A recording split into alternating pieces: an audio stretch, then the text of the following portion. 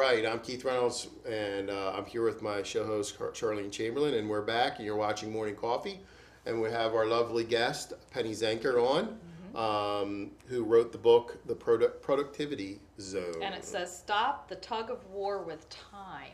Yes, I like that. Exactly. I like that tagline. So, do you want to know more about yes, that? I do. So we're always running out of time, as you can see. Well, we're really not running out of time. But we think we are. We think we are, right? That's the thing, is a lot of people associate time with productivity. But time never has and never will have anything to do with how productive we are.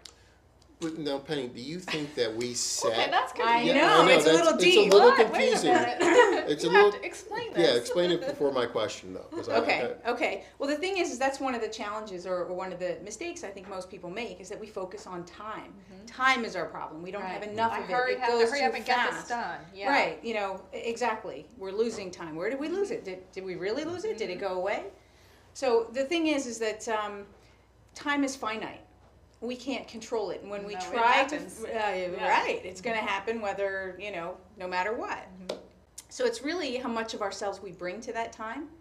So we're focusing on the time and not having enough of it. But when we focus on how much of ourselves we bring to that time, then we're going to be focusing on how we manage our energy. And that's sort of the crux of my program. There's 10 items, and 4 of those items are how we manage our energy. Okay. Right? Now, my question, do you think that people set themselves up for failure because they're not realistic when setting goals? For time? For time? Well, actually, the statistics are pretty high that most people don't set goals. Right? So the majority of people, I think it's over 80% of the population, don't set any goals. Even, entrepreneurs, business owners aren't setting goals. And so, we are setting ourselves up for, I don't want to say failure, but not the highest level of success that we could achieve if we're not setting goals. It's actually proven that even if we do planning once a year and then we put it down, that we in our brain scientifically we have this thing called the reticular activating system, which gives us it's like a filter of what we should focus on. So even though we did it and we put it down and we don't even look at it again, our brain still is there. Yeah, exactly. Because whenever I'm doing something, I'm trying to manage myself. I look at it and I'll say, I got to be done in 10 minutes. Okay. Oh, boy. That's how I do it. But I mean, sometimes I hit my point, sometimes I don't. But that's why I said, do I set myself up for failure by saying, you know what, this job takes 20 minutes and you're going to do 10? And then maybe you rush through it and you don't do it. Well, right, and there's different tricks and tips for that, right? Because you could do it in 10. It depends on what it is that you're looking to accomplish in that 10 or 20 minutes.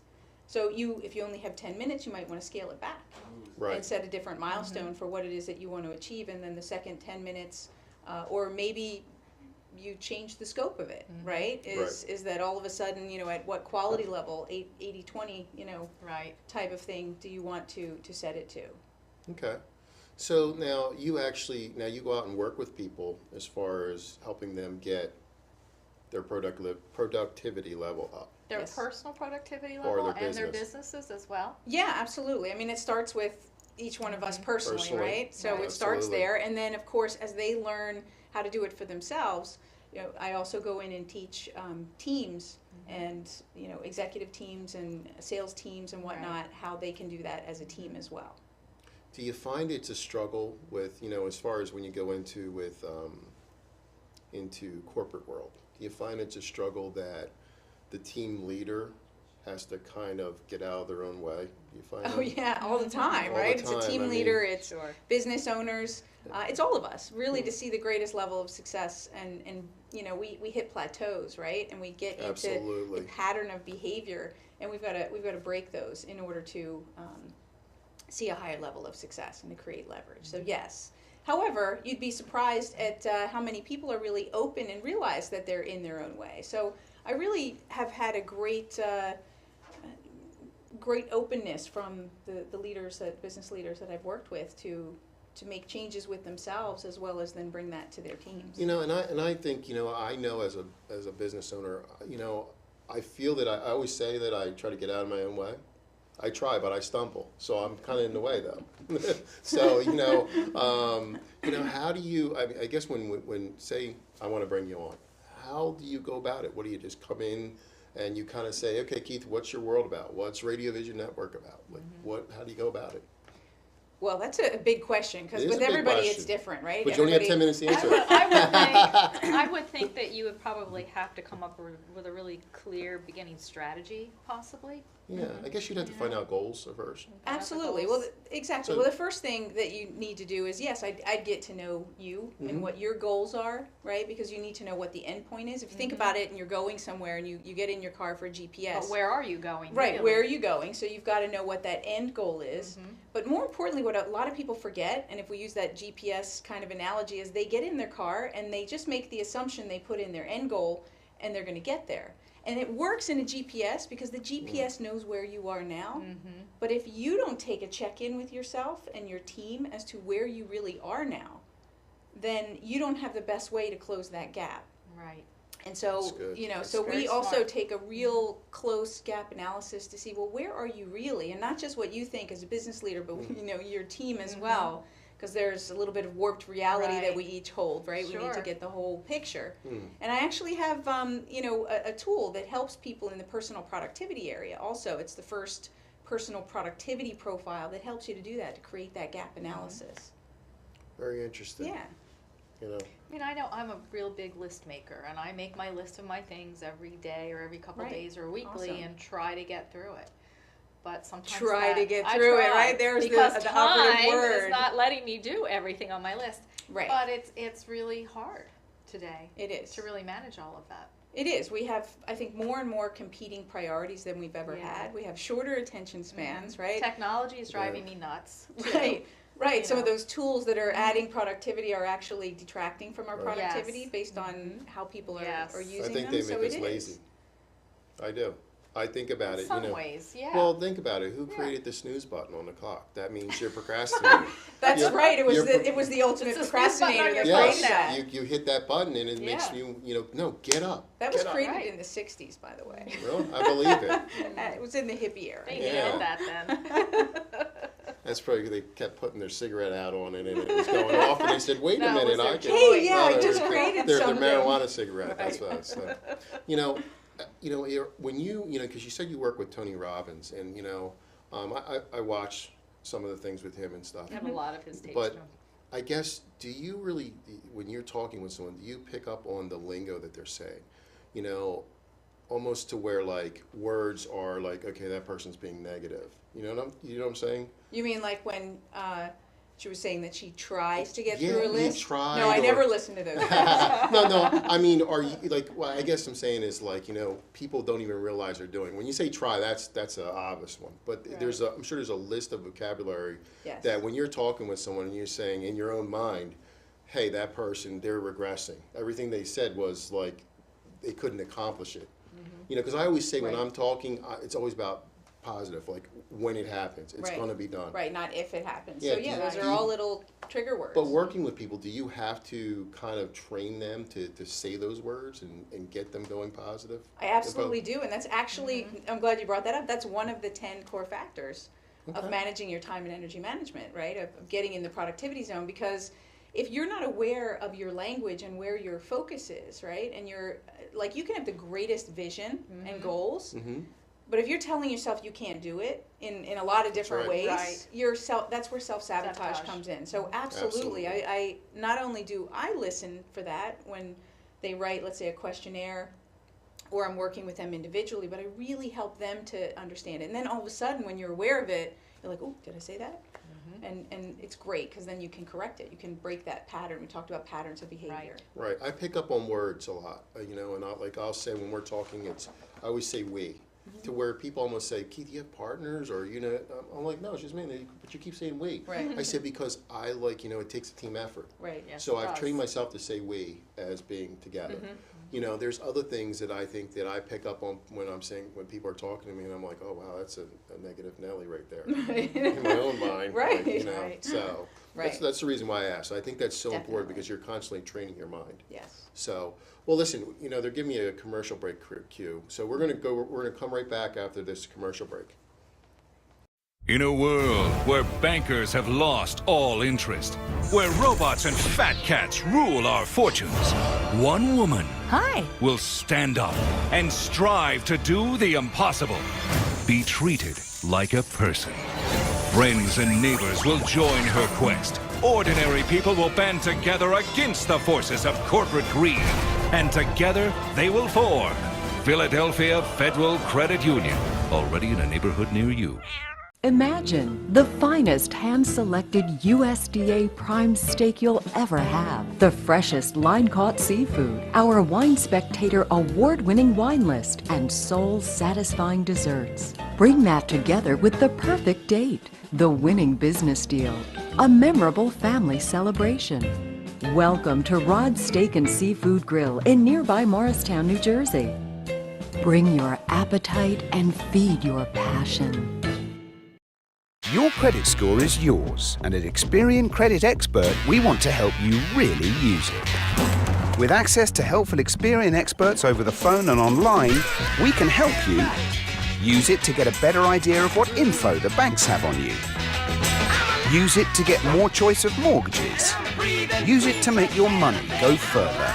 Take the next step to improving your financial future with your free 30-day trial at experian.co.uk.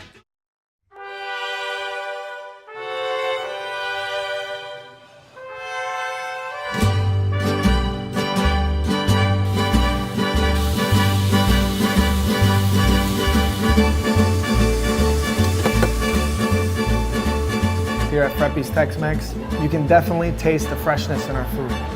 You should definitely come to Freppi's because it's a great place. You can bring your family, very kid-friendly. All my servers are amazing, friendly people. Everyone here is just happy to serve, and I think it shows. The thing that sets us apart is the quality and freshness of our food. And I think once you try it, you'd be coming back. I'm Joe DeSario, co-owner of Freppi's Tex-Mex in Plainfield, New Jersey.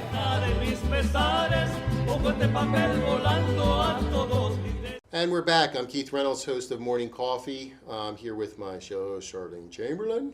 And we are here with our guest, Penny Zenker, who wrote the book, The Productivity Zone. And she says, stop the tug of war with time. Absolutely. You know what? I love that little tag there. Me too. And there's something else that she has on the very back cover. It says, stop chasing time and start managing your energy. That's right. And energy is key. That's right. today. That's what It we kind of really were is. talking about earlier when we said, you know, it's managing our energy. Okay. So, I want to talk about focus, because that's one of the 10 that we took with the... Right. Squirrel. Squirrel. Oh, focus. So when focusing, obviously you're focused, but there's always distractions. Oh, and mind chatter going on all the Yeah. time. Yeah.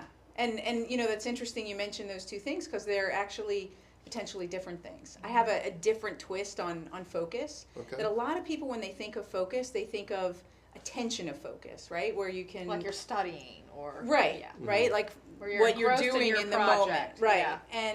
And that's absolutely true. But in order to really get true optimized focus, there's actually 3 parts of focus, right? Mm-hmm. So the first part is strategic focus, right? We talked a little bit earlier about goals. Do you have in your mind's eye what your goal is, either for that segment of time that you're sitting down to do something or, the big picture? So, how does this fit into the big picture? Then the second part of it is mental focus, right? Like you said, you can be distracted because of something that happened this morning, Sure. an argument that you might have had with someone.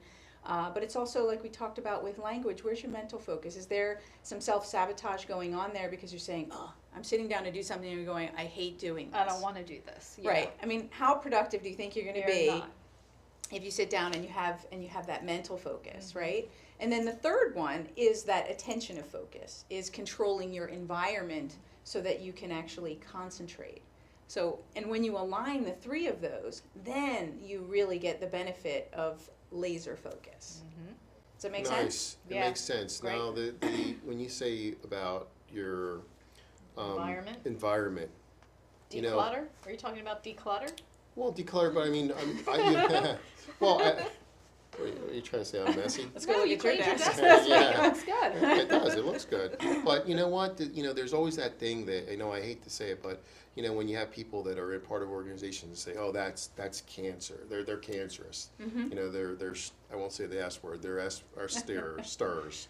You know what I mean? Like They're toxic. they're toxic. Right. Like in clearing your environment, that's really kind of what you have to do. You have to have, I say, positive energy around you at all times. Yeah. You know? Yeah, well, that's even a different topic. When I talk about, environment is paramount in the way Right. of who you surround yourself with, definitely, right? As friends, as team people that you work with, right? So there is a toxicity that can happen that you really want to clear out if there's people that aren't aligned with Right. the way that you're looking to work. But in the case of focus for the attention, is so many people, there's 1.2 million apps out there, right? We are tool crazy. We love tools and software to fix things, and I'm no exception. I love it too. But sometimes we are so focused on that and not on the process behind it. And so, do you understand what I mean? So you're basically saying, We're- I think you're it's neat to have that new kind of play toy, but really, why do you have it? Like, well, how is it working with your time management, basically? How are you going to use it? Right. Right. How's it going to benefit you? Right. Just because it's nice and shiny doesn't mean it's going to do anything different. For Right, you. exactly. So we'll take on a lot of additional tools that don't really support us. You know what? I think our production manager needs to come in on this one, Listen to Jim, because this. he loves to play with our little gadgets, to get our. And then, hey, look, everything's great, but you know what? Right. He does. I think he does. Right, so like email, for instance. It is a great productivity tool, and it is also the biggest time waster that we can have. Facebook is another one. Right, exactly. Oh, yeah. So we have to look at our environment and how we're controlling it in the moment, right? So maybe a few email tips. Would that be interesting for people? Yes. Absolutely. To control your environment would be not to have your email in front of you at all times, because Right. if it's binging, You are distracted. you're right? distracted. And Your you phone want to answer it. Exactly. Yeah. And when your phone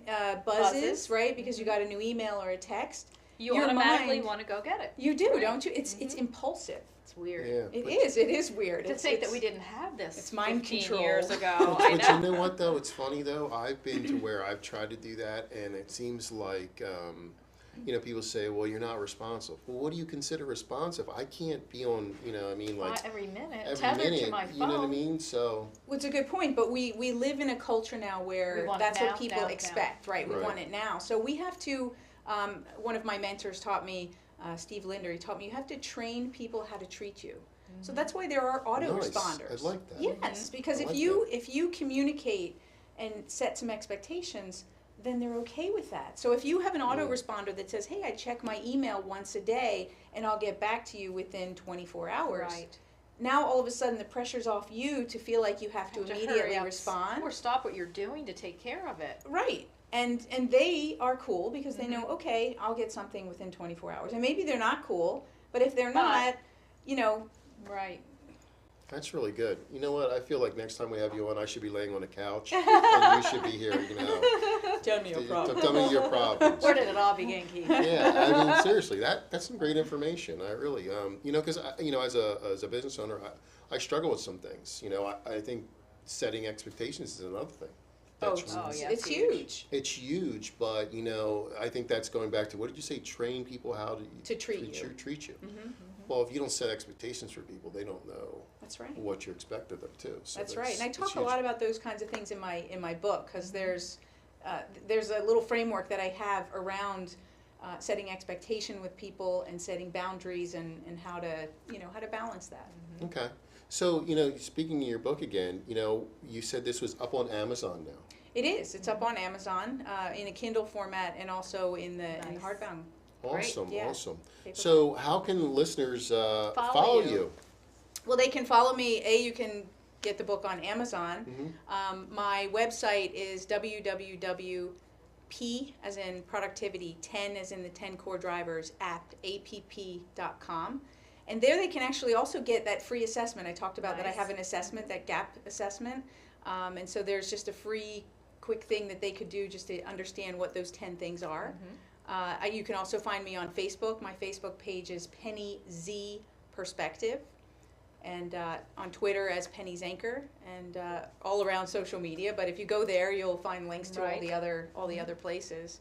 And and I have live events too that are really fun because I believe in experiential learning. Yeah, me too. Okay. Right? So we do great exercises and things because, you can read a book and you'll understand, like, conceptually, okay, I get it. All right. So logically you think, okay, I got this, but it doesn't really seep in, right? It's like when you learn a language until you actually, get into, that experience of it. Right. Yeah. Now, what do you do? I'm fascinated. What do you do with these events? Like what?